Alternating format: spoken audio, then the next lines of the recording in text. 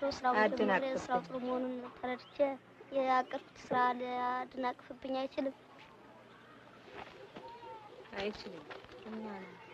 My mother, Jognesh, is very wise. She says metalwork will help me to be a good surgeon because I will become more skillful with my hands. And she has an idea. She says to use some of her ornaments to make a silver cross. And if I can sell it, I can save the money. I think she's wonderful. I hope Mr. Kasa will let me do it.